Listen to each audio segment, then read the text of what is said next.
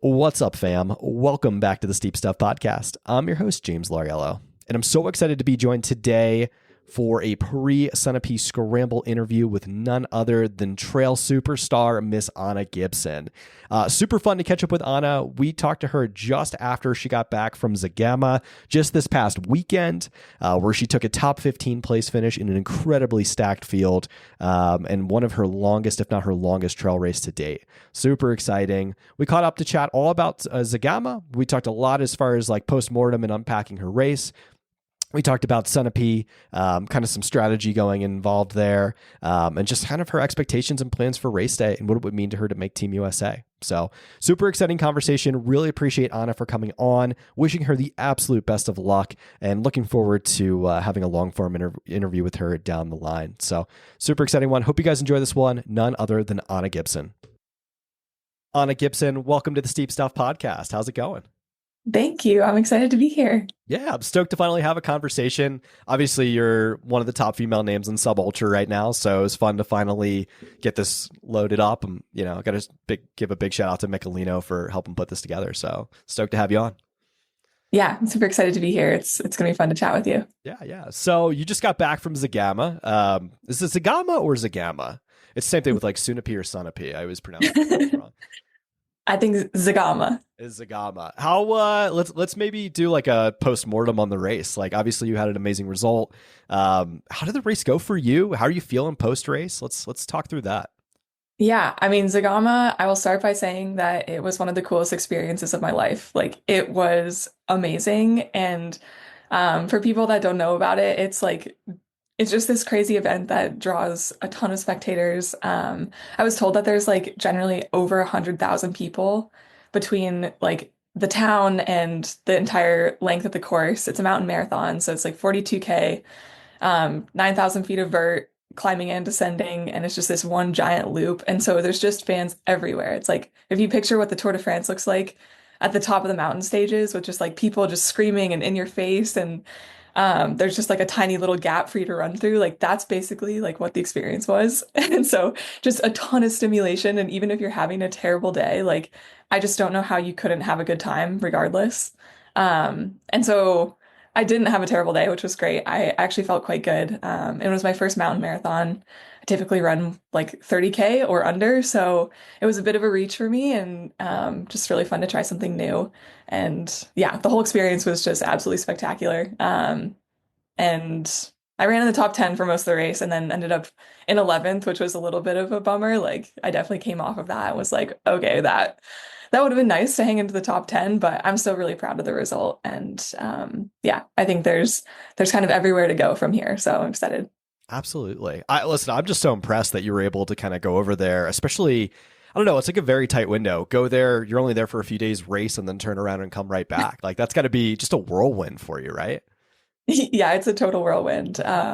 Yeah, I'm staying with some friends. I'm already back in New Hampshire, and I'm staying with some friends, and one of their roommates was like, "Wow, you're living a crazy life right now." Yeah. So they kind of put it in perspective. I'm like, "Yeah, I am living a crazy life right now." Like, I literally went to Spain, and I was there for 5 days, and now I'm in New Hampshire, and I'm here for like 10, partly for Sunapee to race, and then I'm staying for a couple of extra days just to kind of hang out, with some friends. But yeah, it's wild. Quick turnaround. What a life. I like it. It's got to be fun. Let's talk about Zagama a little bit more. Like, how was the course for you in the sense of, like, I've seen course videos, obviously, in the past where it's like rainy and wet and people are slipping and sliding and it's muddy. And then you see days where it's nice and warm and just kind of beautiful out. How was the course on the day? Like, was it pretty solid for you guys, or? Yeah, I mean, honestly, it was crazy. Like, I went into it expecting the absolute worst. Like, I thought it might be 50 degrees, like barely warm enough to be warm the whole race. Pouring rain. Like, I was expecting horrible conditions, super muddy, because that's what I've seen in pictures. And it was beautiful. It was like 65 or 70, perfectly crisp blue sky. Like, it was perfect. And honestly, actually a bit hot. Like, thankfully they had sponge baths at the aid station, so I was able to like cool myself down. But the fact that I even needed to cool myself down was a complete surprise, for this event. So it was spectacular. Just really perfect day for it. That's amazing. Is it hard to get there? Like, do you have to fly into Madrid and then like take another flight? Like, how do you get to the Basque Country? It wasn't too bad actually. I flew to Bilbao and then it's only like 45 minutes to an hour from the city. So it wasn't too bad. I That's think I not bad at took, all. I mean, I was traveling there from Wyoming. So I took like three flights, one to Salt Lake and then Salt Lake to Amsterdam and then Amsterdam to Bilbao. Nice. Now you're back. You're technically back living in Wyoming now, right? Are you resettled there? I know I've seen like, on Instagram you've kind of put a couple different things up, and I wasn't sure. So, are you? Is that home base for the summer? Yeah, this is a question I'm getting a lot. People are like, where do you live? Yeah, I mean, I've always kind of considered Wyoming home, and I did go out to California to train and just kind of experience something different. But I really miss the mountains and I missed home and the community and stuff. So I'm back in Wyoming, in Jackson, but I'm also kind of like living this very nomadic life right now. So I feel like I'm there about like half of my time. And yeah, being a little flexible with that. Just Nice. Well, before we had a conversation, like I kind of snuck your Strava a little bit and like went through there, and it was like, oh man, like running at the Teton Mountain Resort, like that looks so rad. Like it's just such a beautiful place. Like I don't know. So I'm in Colorado Springs, and obviously the mountains are beautiful in Colorado, but like I've been to the Tetons a couple times now, and there's just nothing like it in America. Like it is like one of the most beautiful places in the country, if not like the outside of like in the lower 48, if you will. yeah, it's a really special place, and I feel like I've come to learn that even more. Like as I leave and I go explore new places, like I just feel really fortunate to be from a really cool place that so far, like I haven't found something that for me is like a better training environment or a better community, like a place I just like feel truly at home and like myself there. So yeah, I'm really grateful for that. Super cool. Super cool. Let's talk training a little bit. I'm very interested in this because like I said, in our pre-race, so we've done obviously we have a pre-race conversation through this, and then I also did like with a group we did a kind of a pre-race breakdown of who we think will make the US team. And one of the things I looked at like pretty in depth was your Strava, and like you're not a super high volume runner. And but also you do get some time on the bike. You do a good amount of biking as well. Maybe talk about that, like what your approach is, and just how like maybe like I sometimes, at least for me, I can definitely say like running and biking works really well. Like I don't have to get all my volume on like just running. How does that work for you? Yeah, I mean, I've always been pretty low mileage in terms of just specifically running training. Like literally in high school, I think I was running like 20 to 25 miles a week and was doing fine and like was nationally competitive with that amount of training. And then in college, same thing. I was like training for the 1500, but was running workouts that were sort of more geared towards the 800 a lot of the time, running super low mileage. Like there was one point where I would do three workouts a week and a long run, and that was all of my running training. I didn't do easy runs. Like my easy days were specifically biking, and that was it. Or a little bit of skiing, I guess, towards the end. So I was also super low mileage then, like maxing out at maybe 35 miles. And I think that's changed a little bit as I've become a professional now, like 2 years into my pro career, like definitely running a little bit more. But like I do great off of 40, 45 miles a week. Which we stepped that up a little bit the last like couple of months as I was preparing for Zagama, just knowing that that was going to be a long day. Like it's 42K, so it doesn't sound crazy, but it takes almost 5 hours. Like it's longer than most 50Ks in the US. So we definitely like stepped up the volume there, and I ran like my first 60-mile week ever, which was big. Saw that. Um, so it's been kind of this progression of like becoming a little bit more acquainted with more running mileage, but still like yeah, I do a couple of solid bike rides per week. And I love riding. Like I think also it's good for my body to like have a little bit less impact and like more time in zone two that would beat me up if I was running, but is super easy to take on the bike. Um, but I think it's also just good for my head. Like it's something I really enjoy, and I have a lot of friends who do it. So it doesn't always feel like training. It just feels like what I want to be doing with my time, I guess. And kind of keeping things different so that when I start to run the day later, I'm like excited to be running, and I'm like, okay, my body feels good. I'm happy to be here. I want to be doing this. And I think it just is a good brings a good level of like sustainability to my training. Yeah, I think that's such a good way to approach it. So I'm working through an injury right now, and I've become obsessed with the gravel bike. And it's just like kind of this new identity I've taken on, and I just love it. It's like one of those things where I'm like, you could still explore so much, like even more of like outside that you wouldn't be able to do with running. And it's like I said, you can get workouts on it. You can build an enormous aerobic base. So I don't know. I think there's something to be said that like the bike is a magical unlock for a lot of athletes, which is kind of a cool thing. Yeah, I mean, it's super cool. It's like, okay, if I can go for 2 3 hour bike rides in a week, it's like that's 6 hours of training. And I could not run an additional 6 hours of training. Like I would break and would not feel well. Yeah. So I think it's just this like little unlock, yeah, of like extra zone two training or like also during the winter I was doing a lot of like back-to-back workout days. So I would work out running on one day and then the following day I would do a bike workout. And I'm like, I could never do that running. No, I would get no. wrecked. Like, that would not be a sustainable model, but I can do that biking and I feel super strong doing both.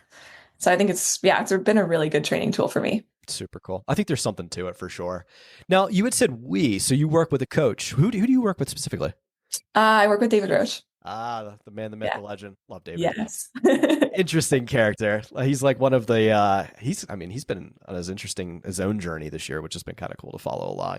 How does that relationship work? Like, is David like, is he, how do I say this? Does he push you to take more risks in training? Is he a little bit more safer as a coach? Because I've seen like he does different things with different people. I know a lot of people that work with him. Like, how does your relationship work as far as that goes?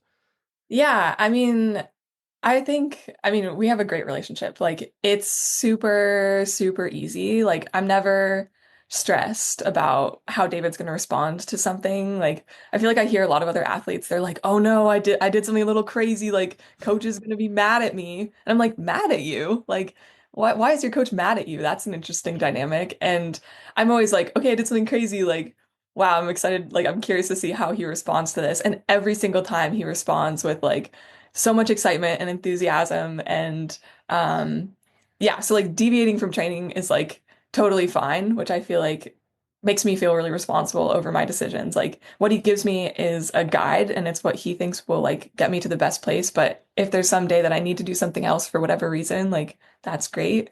So yeah, I think my relationship with him is awesome and I wouldn't change it. I'm like I can't imagine now, like having worked with David, I'm like, I don't know how I could be doing what I'm doing with anybody else. Like he's the perfect fit for me right now. Him and Megan are amazing. Like, they just have the secret sauce to, I don't know. I feel like it's, yes, the training theory that they work through. Like, they're obviously always innovating. They're always, kind of implementing the latest science like into their training.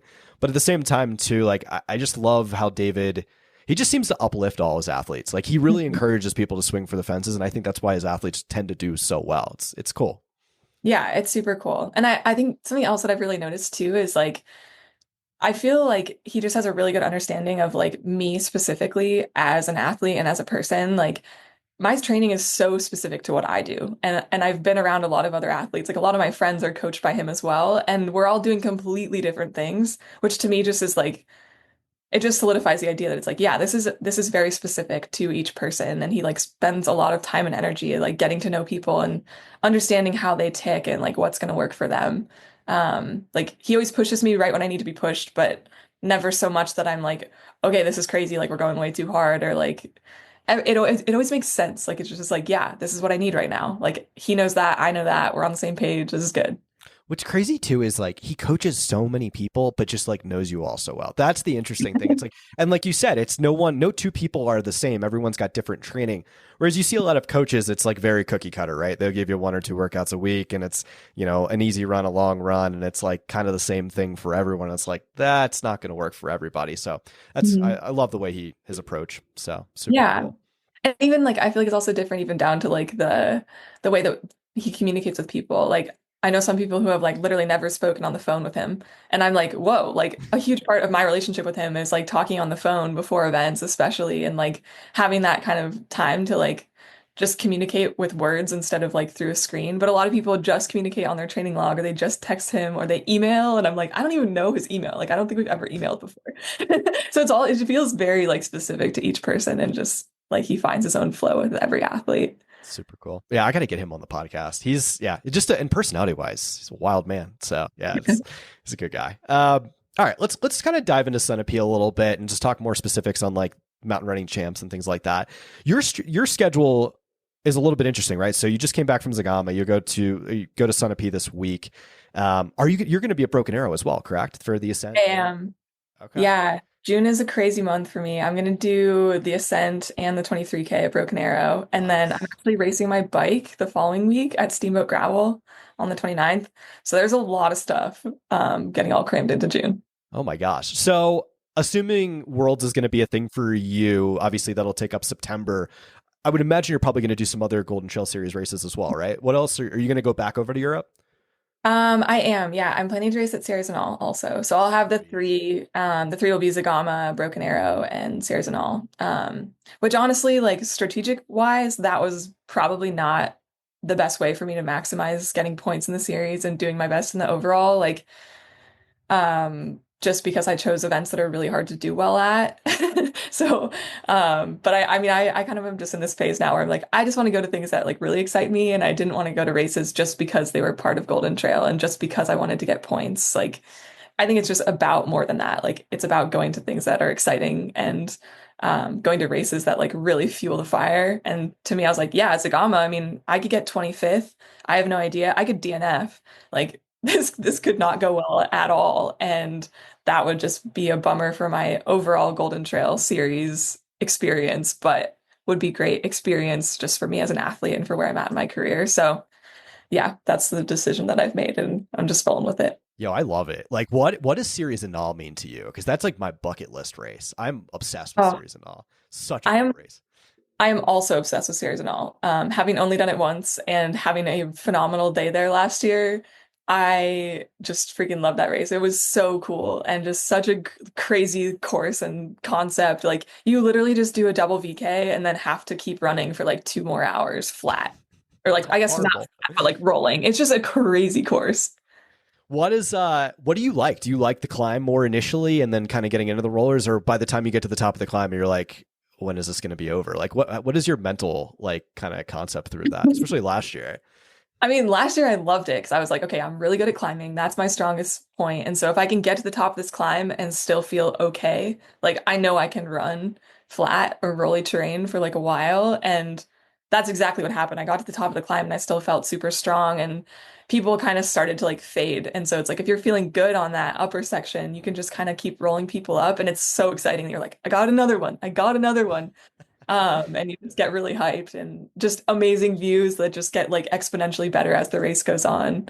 So it was really cool. I feel like that's the Super Bowl of sub ultra, or at least it should be. Like, it's just such a Yeah. perfect. Obviously, there's the Golden Trail Series final, and like that really matters as well. But like, I don't know, there's just something so special and like historical about Series and All when it comes to our sport that, yeah, it's hard to beat. Yeah, it's a special race for sure, nonetheless. So I'm It excited to hear really you're is. going back. Super cool. Yeah, I mean it's like I think right after Sarah's and all last year, I finished sixth, which was like that felt like a huge performance, like maybe the best result of my career. And like that was another race that I finished. And like in the days after, I was thinking to myself, like that was one of the craziest and coolest experiences of my life and like of my running career for sure. And kind of similar to Zagama, where it's like I just love coming off of events where I'm like mind blown. That was insane. That was a crazy time. So those are probably my two highlights, I would say, just really cool races. Super cool. Super cool. All right, let's talk Sunapee and get specific into the race. Obviously, it's coming up this Sunday. It's going to be a fun one, 2-loop course. I got to ask you this. So, and I've asked every woman and man that I've interviewed for this, like, how do you approach a 2-loop race, right? Like usually I think of something like almost like the Broken Arrow 46K or something along the lines of that, where usually the person that's leading the first loop might not be the person necessarily winning the race at the end. How do you approach that mentally when it comes to strategy wise for a race like this? Yeah, I mean, I think we're gonna have a really strong field. Like, there's a lot of fast women, and I was kind of looking at the start list yesterday, like starting to think about the race because I haven't really gotten to it yet. Um, but super, super strong field, and I think there's way more women that are capable of making the US team than will make the US team, obviously. Like, it could be anybody's day. There's like, I don't know, maybe 8 people who I think are like contenders for the spots.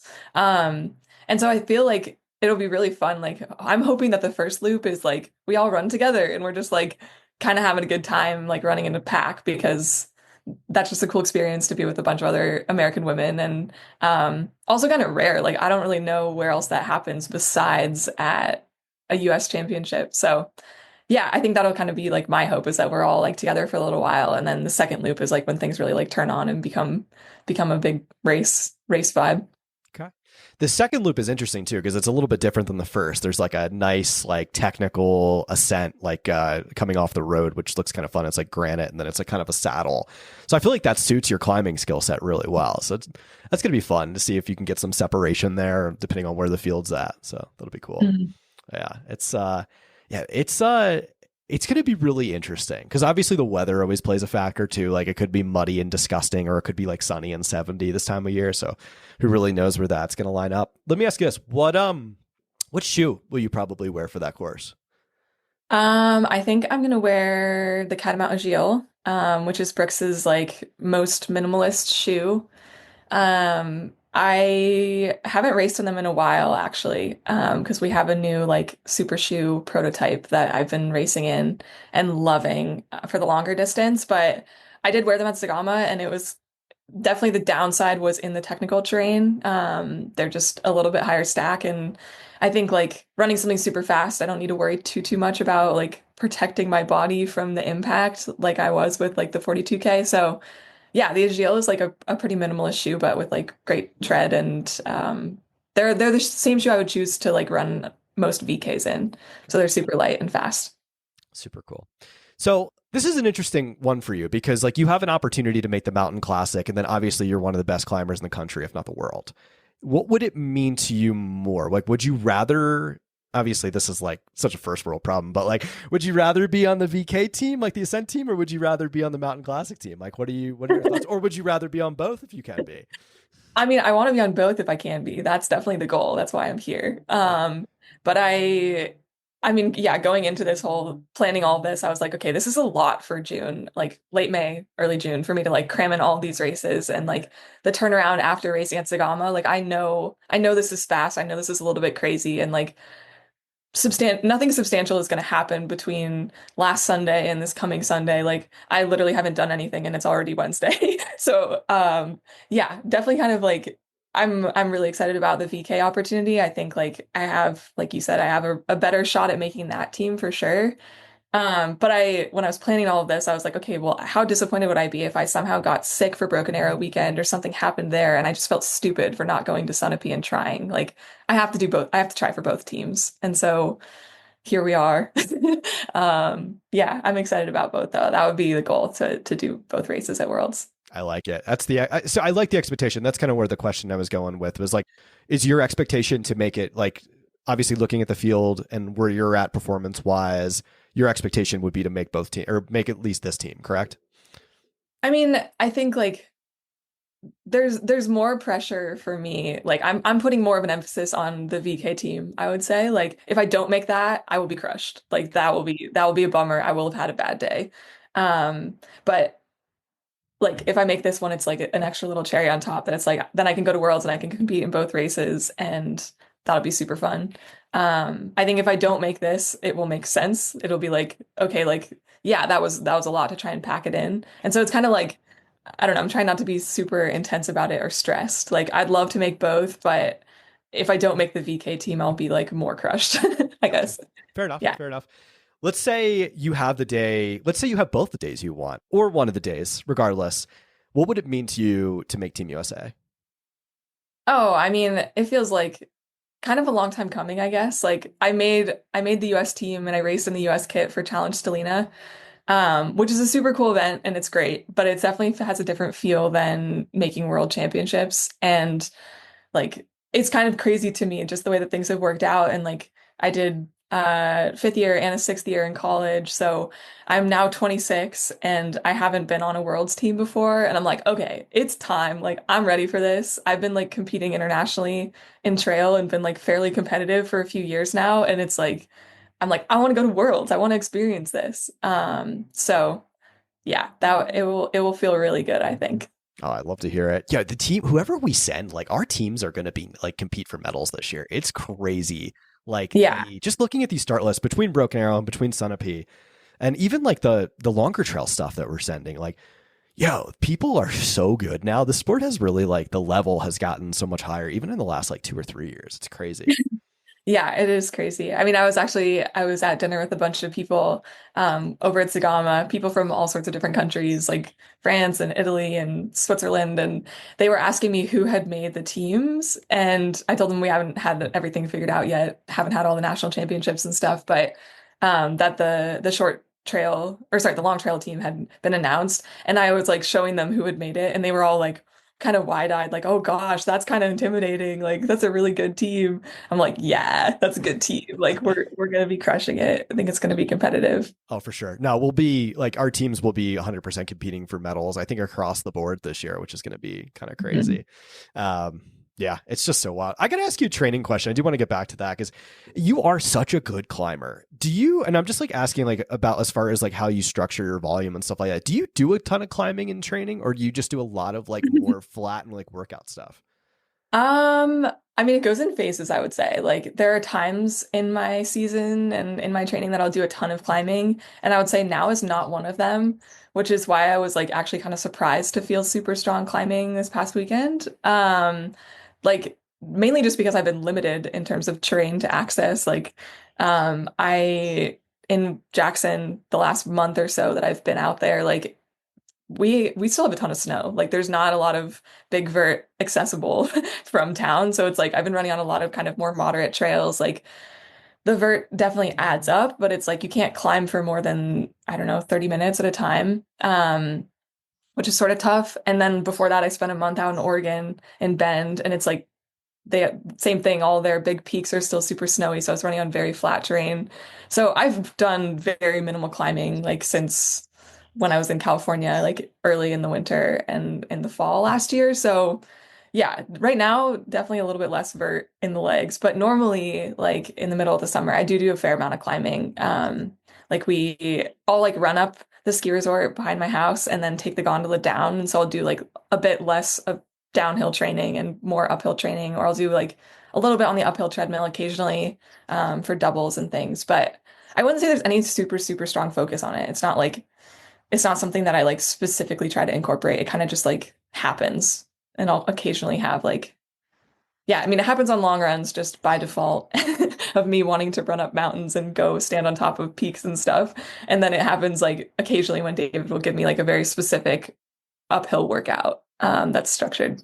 Interesting. That's so cool. I don't know. It's funny. Like I've seen different people respond so differently for like climbing training. Like I've seen people that climb all of the time and it's almost like their mechanics get a little bit slower. And then I see like I've seen it in myself, like where I do more track based workouts and just more like high intensity, more I guess you could say more zone 3, zone 4 stuff, more threshold work. And my climbing just gets so much better. I was like, oh man, this is it's like finding that balance. It's very interesting. So Yeah, it's super interesting. I mean, the last 2 years, like just to add more context, last 2 years I trained for track all spring and then raced at the US Championships and then immediately turned around and did Broken Arrow VK. And like that's some of the strongest I've ever been climbing. Like I was first in 2023 and second in 2024 in the VK and had literally not run uphill. Like I had done very, very little trail running at that point. Like I was training specifically for the 1500 and doing a bunch of workouts that were like just going super lactic and then recovering and still having to run on really tired legs and just run through bricks. And like that type of training to me is like so, so good for uphill running. It's wild. Like you actually could never touch vert, train like a 1500 runner, and then like be a solid climber. It's absolutely. really cool. It's so nuts, right? So crazy. Let me ask you this: when it comes to the track, like, are you done, or are you going to continue to do track stuff? I didn't think so. Okay, No, I'm not done. I mean, I don't feel like it's not really a secret at this point that I'm like loving my life as a trail runner. Like I just love the places that it takes me to. I love the community aspect. I just love the energy around it. It's so fun, and like spending time in the mountains is like my all-time favorite thing. So I don't think that's a secret, but I also love track and like the precision and like the intensity and all of that. Like I do really enjoy, and I like the training, and how you can see yourself getting better. Like it's so tangible where improvements lie. Um, so yeah, I'm not done. I wanted a year of trying to do just trail and seeing what would happen and wanting to race like races earlier in the year and things were just too overlapping. Like the track season and the trail season this year with like the big events that I would have wanted to race at were like completely on top of each other and it just wasn't going to make sense. So this year's trail, next year, I don't know what will happen, but I'm definitely not done running track. No, it's a hard question to ask, right? Because it's like I don't think people realize the amount of like it's a completely I don't want to say completely different sport, but it's so different, and the amount that goes into preparation and things like that. Like it's not like you could just hop on the track and just expect a good result. Like obviously there's a ton that goes into it. So like to be able to do both has got to be that's a lot to carry, I would imagine, right? Yeah, I mean, it's okay, I think, when I'm switching from one to the other, and it's like I just have my year broken up in a way that makes sense. But I think it's too much for me personally to try and like do them at the same time. Yeah, yeah. Like I just don't think that that's like very reasonable. And my body, like I feel totally different right now than I do when I'm in like good track shape. Like it's just very different, I guess. Interesting. How Yeah. does that work? And you can go in as far into this as you want. I'm just so curious, like as far as Brooks and support, like do they are you do they treat you as a trail athlete and a track athlete? Like how does that work? Like is it because you're kind of like your own kind of thing? Yeah, I mean it's awesome, honestly. This is like my dream that came true is to work with a brand that like doesn't really try to put me in a bucket. Like I think at this point I'm kind of like more a part of the trail team. Like I go to all of the trail team camps and I go to all the trail team events and like I'm a part of that like 100%. But if I wanted to be 100% a part of the track side and like do that life, I definitely feel like I could, and they would fully support it. And there have been times where I'm like kind of in between, like I think I'm trying to think what year that was, like 2023 maybe. I went to camp with the Brooks Beasts out in Seattle, their track team, and like trained with them for a little bit. And then back to back, like then the whole trail team came out to Seattle to the headquarters. And I like did both back to back. And that was just like, wow, this is like the epitome of my dream. Like I want to be able to do both of these sports at the highest level and have support for both and like teammates and that kind of environment for both. And it just like played out in front of me. And I had that. It was so cool. And I definitely still have that, but like right now I'm obviously more on the trail side of things, so I'm kind of like a little out of touch with the track world. But Makes sense.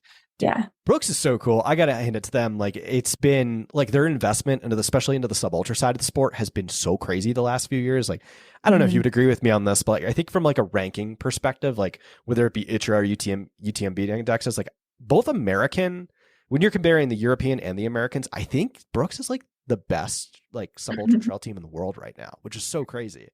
Yeah, I mean it's really cool. Like it's super cool to see the performances just like skyrocketing and I mean kind of being on the inside too, like I feel like I see the products skyrocketing as well. Like even from when I signed with Brooks 2 years ago, like there's so much innovation happening and so much exciting stuff coming down the pipeline that like the public hasn't seen yet, but I'm like, wow, in like a year or two, this is going to be out and everyone is going to see this and it's just super, super cool. And I also feel like just our team environment is sweet. Like going to Spain and like staying with all of the international Brooks athletes and like having that kind of team environment. Like I was talking with other sponsored athletes and they're like, wow, this is so sick. Like I'm kind of jealous. You have this whole team atmosphere that like I can go somewhere and I traveled alone. I'm literally the only American at this race and I have a whole community and a whole group of people that kind of like feels like a family. And it's so helpful to have that. Yeah. So yeah. It's a really cool thing. And I think I would hope that's the way brands start to go in the future. Like I have a lot of friends that, I mean, I guess I could say this. Like I have a lot of friends like on the Hoka team, right? And like Hoka very much does their own thing and like doesn't really have a house and stuff like that. Or at least I don't know, maybe this year they will, but in previous years they haven't. Whereas like Terex, Brooks, a lot of brands are starting to do this thing like where everybody, when they come to Chamonix or other places for like certain races, we'll all stay together. They'll all have like cooks, chefs, masseuses, massagers or masseuses, but like the whole thing, it's like kind of amazing. It's the red carpet treatment for athletes, which it's got its own value, right? Yeah, it's super cool. Yeah, I was actually laughing like a month or two ago. I saw this article that was written about Solomon, and it was like Solomon is taking an approach similar to the World Tour, like cycling teams, how like they suddenly have all these team resources and all this stuff. And I was kind of looking at it, I was like laughing. I was like, haha, like it's not just Solomon. Like half of the trail world, half the trail teams are like this now, where they're teams and they like have a lot of support and they travel together and stuff. And I'm like, yeah, Brooks is doing that. I know Terex is doing that too. And like this is sort of the direction that it's going in, and I think it is so cool. Like this is what trail running needs to be. It's so fun. Yeah, it's fun to watch the professionalization. It's crazy as it starts to progress and like, you know, especially as Worlds gets more legitimatized and things like that. It's going to be fun to watch the sport like just kind of skyrocket. All right, so we're at about 35 minutes, so I'm going to let you go. I don't want to take all your time. Thank you so much. I want to, if you're down for it, I do want to do this again, and we'll do it after Series and all, so we can do like a long form interview, which would be kind of fun if you're game for that. Yeah, that sounds great. Happy Awesome. to. Well, listen, Anna, wishing you the best of luck on race day on Sunday. You'll get to hear my voice again because I will be I'll be on the live stream, so it should be Awesome. a ton of fun. Yeah, I'm gonna get this out. This will actually come out in a couple hours. I just need to do some editing and put an intro in, and this will come out today. So, Okay, awesome. Awesome. It was Have a great great rest of chatting your with day. you. Thank you so Thank much. you. Yeah. Listen up, guys. The Steep Stuff podcast is brought to you by Ultimate Direction USA. Guys, I am so excited. UD just dropped their new Race Vest 6-liter and Ultra Vest 12-liter in 2 beautiful aesthetic colors. You guys got to check these new vests out. They're dynamic in ways like that you just have never seen from an Ultimate Direction vest. Very stretchy, lots of storage, beautiful aesthetic colorways coming to you in a new, like a white and blue and an onyx and green. Just absolutely beautiful vests. I think these ones are just like some of the best products we've ever dropped, and I'm so excited for you guys to try them out. Hop on ultimatedirection.com and use code SteepStuffPod. Again, that's SteepStuffPod for 25% off your new vest. I mean, they're already affordably priced, but 25% off is just going to make it so much more affordable for folks in an already increasingly expensive trail running environment. So hop on ultimatedirection.com, get yourself a new vest, a pack, or any hydration solution, and let me know what you guys think.